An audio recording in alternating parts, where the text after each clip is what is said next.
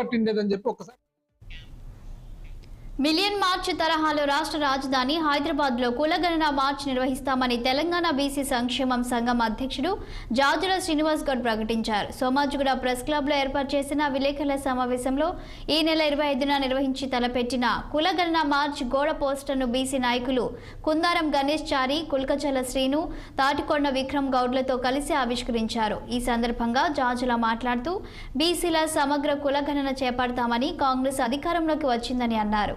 అధికారంలోకి వచ్చిన తక్షణమే తమ వక్రబుద్ధిని ప్రదర్శిస్తున్నారని మండిపడ్డారు. మార్చి 15వ తారీఖున జీవో నెంబర్ 26 తీసిన ప్రభుత్వం ఇప్పటి వరకు ఒక్క అడుగు ముందుకు వేయలేదని మండిపడ్డారు. హైకోర్టు ఆదేశాలు ఇచ్చినా ప్రభుత్వం అడుగు వేయకపోవడంతోనే కులగణన మార్చికు పిలుపునిచ్చామని చెప్పారు. ఇప్పటికైనా ముఖ్యమంత్రి రేవంత్ రెడ్డి స్పష్టమైన ప్రకటన చేయాలని డిమాండ్ చేశారు.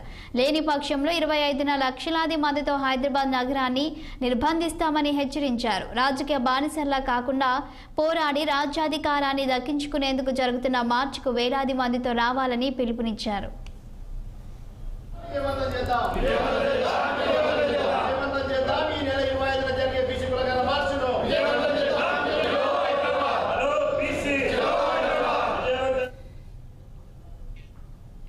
ఉప ముఖ్యమంత్రి